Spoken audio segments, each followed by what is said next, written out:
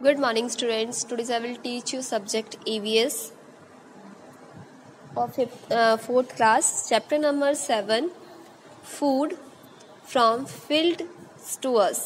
देखो हमारे चैप्टर का नेम है बच्चों फूड, जो फूड भोजन, फ्रॉम फील्ड्स टू अस, जो फील्ड्स खेतों से वो हम तक किस प्रकार वो हम तक आता है, आज हम ये पढ़ेंगे journey of food. Okay students, food भोजन from fields to us, fields से हम तक भोजन किस प्रकार से आता है, आज हम इसके बारे में जानेंगे.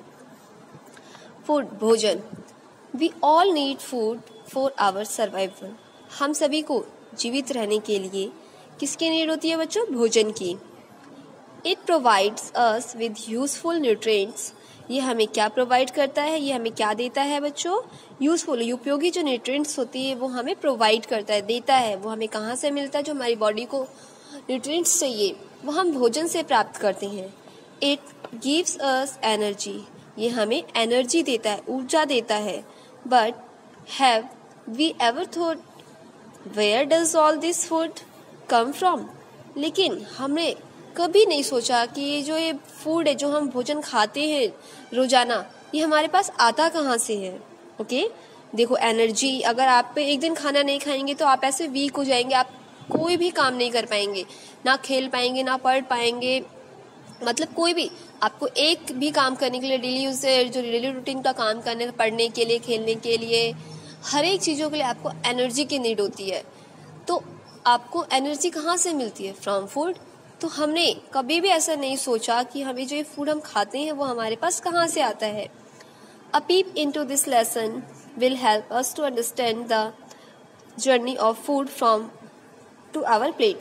तो इस चैप्टर में स्टूडेंट्स हम ये जानेंगे, हम जो भोजन की यात्रा, जो फूड है, फूड जर्नी के बारे में हम जानेंगे कि फूड हमारे पास कैसे आता है, हमारे प्लेट में जो हम खाते हैं रोज वो कैसे आता है. ओके स्टूडेंट्स,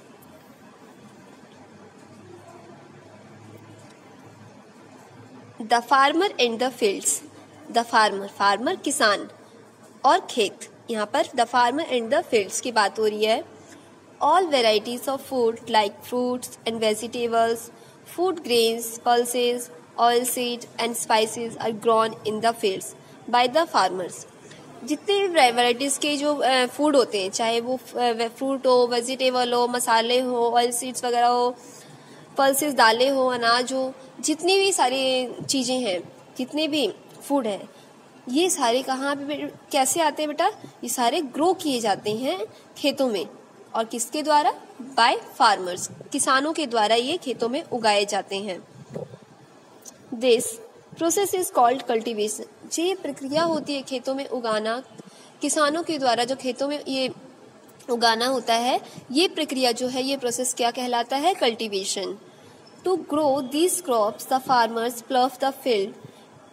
सबसे पहले जो फार्मर है वो क्या करते हैं? फील्ड को प्लव करते हैं, उसकी जुताई करते हैं. देन द सीड्स आर सोन. उसके बाद बीज की बुआई होती है, बीज को बोया जाता है. They can be sown manually और with the help of machine. और उसको वो किस तरीके से बोते हैं? मैनुअली. और किसके हेल्प से? मशीनों की हेल्प से बीज बोया जाता है. The farmer sprinkles fertilizers and pesticides on the crops for time to time improve the quality of the soil and to protect the crops from pest. और जो किसान होते हैं उसकी समय समय में उस पर दवाइयों का, कीटनाशक दवाइयों का, उर्वरकों का छिड़काव करते रहते हैं, जिससे कि जो वो क्रॉप से जो अनाज जो उन्होंने उगाया है वो अच्छी हो, और जो मिट्टी की जो क्वालिटी है वो अच्छी हो, उसको प्रोटेक्ट करके रखे. जो भी फसल उगाया गया है उसको प्रोटेक्ट करके रखे. ओके स्टूडेंट्स, देखिए यहाँ पर आपको स्टेप दिया गया है: ploughing, sowing, irrigation, harvesting, then granary. Okay, now अब द फील्ड्स आर इरिगेटेड. इसके बाद बीज बोने के बाद जो है फील्ड्स को क्या किया जाता है? इरिगेटेड, सिंचाई की जाती है.